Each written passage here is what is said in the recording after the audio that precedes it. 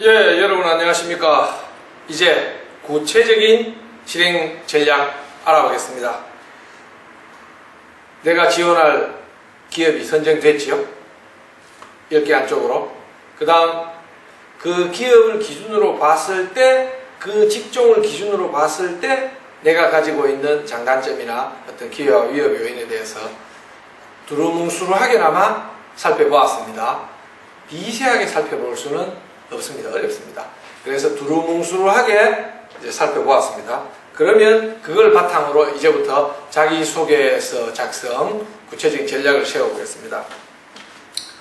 첫째, 내가 지원할 기업의 탈락 기준과 우대 기준이 뭔지를 알아야 합니다. 탈락 기준 모르면 안 됩니다. 흡수고입니다.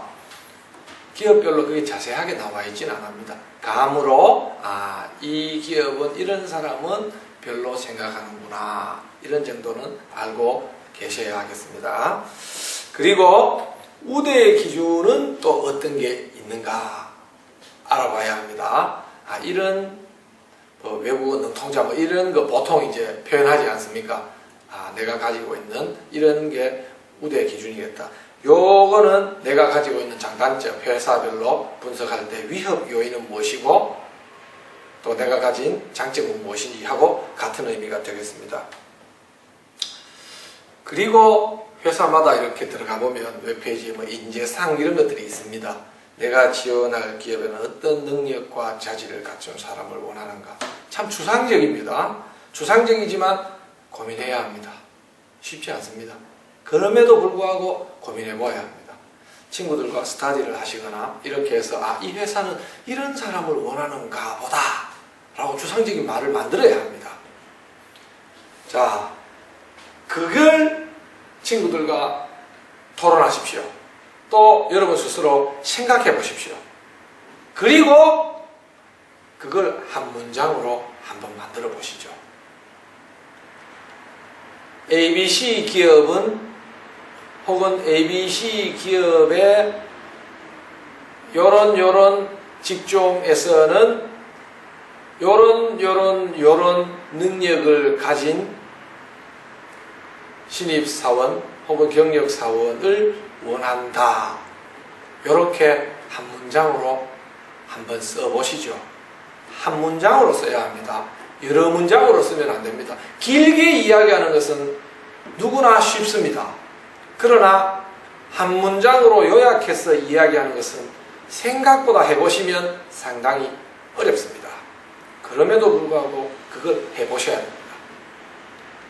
여러 기업을 해보시면 사실은 대동소이합니다. 큰 차이가 없습니다. 큰 차이가 없습니다. 솔직히. 그럼에도 불구하고 조금씩 뭔가 모르게 다르게 낱말을 쓴 차이점을 발견할 수 있습니다.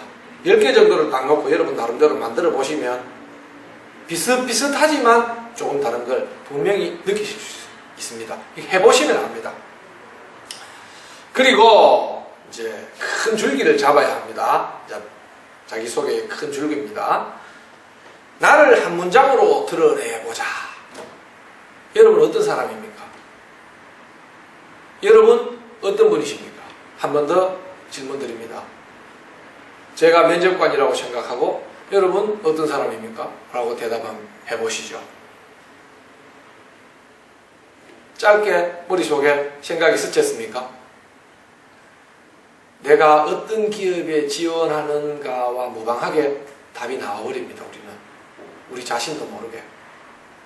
제가 앞 시간에 말씀드렸듯이 어떤 기업인가에 따라서 내 말이 달라집니다. 달라져야 합니다. 어떤 직종인가에 따라서도 달라져야 하는 것이 당연하겠죠. 나를 한 문장으로 드러내보자. 내 말을 듣는 사람이 누굽니까? 우리는 지금 자기소개서를 쓰려고 하지 않습니까? 나를 어떤 사람이라고 해야 하겠습니까? 조금 전에 그 기업이 원하는 인재상 이야기했지 않습니까? 여러분들이 원하는 요런 사람이 바로 저입니다. 그렇게 이야기해야 되겠지요? 입사 지원서니까 제가 바로 그런 사람입니다 라고 주장하는 글이 자기소개서입니다. 상대가 믿어주겠습니까?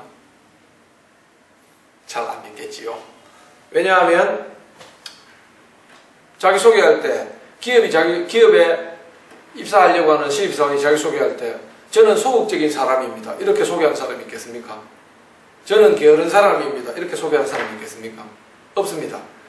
해보시면 아시지만 기업이 원하는 인젝하는 게 좋은 말 다 만들어놨습니다. 능동적이고 적극적이고 긍정적인 그리고 신부 역량이 이런 식으로 다 이야기합니다. 기업이 믿어주겠습니까? 자기소개서도 다 그렇게 씁니다. 다 자기 자랑이지 않습니까? 결국은 자기 소개서이기도 하지만 자기 추천서이기도 하지 않습니까? 밑에 보십시오. 내가 왜 그런 사람인지 내 나름대로 이제 이유를 한번 적어봐야 합니다.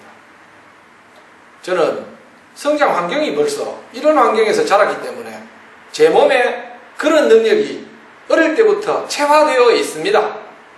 또 저는 학창시절에도 이렇게 생활했기 때문에 학창생활도 그런 사람이 되고자 살아왔습니다. 이런 이야기들을 하셔야 되겠죠. 학창시절에도 저는 그런 인간이 되기 위해서 노력했습니다. 믿어주겠습니까? 어떻게 노력했습니까? 이렇게 질문하지 않겠습니까? 그래서 근거를 대라는 겁니다. 근거를 댈 수 있어야 상대가 믿어주지 않겠습니까? 단지 저는 많은 걸 깨달았습니다. 그 깨달은 걸 어떻게 알겠습니까? 추상적으로. 머릿속에 있는 걸 내 스스로 해서 드러내볼 수도 없고 어떤 활동이 있었는지 증거를 대야 합니다. 그래야 상대가 인정해주지 않겠습니까? 오늘은 큰 줄기를 잡는 날이기 때문에 이렇게 기업 조사를 기반으로 해서 그 기업이 원하는 인재상 그게 바로 접니다 라고 하는 한 문장을 정한 다음 그 주장을 입사하고자 하는 내가 지금 주장하지 않습니까? 왜 그런지 첫째, 둘째, 셋째 그리고 실제로 이렇게 한번 간단하게 메모를 한번 해보시죠. 단번에 글을 쓰려고 하면 써지지 않습니다. 메모하십시오. 그래서 이런저런 생각나는 거 근거 1, 근거 2 이렇게 하시지 말고 근거 1, 2, 3, 4, 5 쭉 한번 적어보시죠. 그 중에 몇 개를 골라내는 게 압축하는 게 좋은 방법입니다. 예, 오늘은 요 정도 하겠습니다. 대상 기업이 확정됐으면 그 기업이 원하는 인재상의 요소 중에 나를 맞추는 내 안에 있는 수십 년 인생을 살아왔고 그 살아온 20년 넘는 그 인생 중에 그런 모습은 누구나 다 있습니다. 사람은 내성적인 때도 있고 외향적일 때도 있고 경향성이 그렇다는 것 뿐이지 어디 매일 쾌활한 사람이 있습니까? 그런 사람은 좀 꿀꿀한 사람이 있고 그렇지 않습니까? 그런 분도 때로 꿀꿀할 때도 있고 의기소침해질 때도 있고 또 어떤 모임에 가면 활발하고 어떤 모임에는 좀 정감 뻘쭘하고 그런 거 다 있지 않습니까? 300자, 400자 정도밖에 못 씁니다. 각각의 요소와 관련해서. 더 많이 말하고 싶어도 안 됩니다. 걱정하시지 말고 여러분 삶 가운데 그런 요소가 어떤 게 있었는지 한번 찾아보시기 바랍니다. 예, 감사합니다.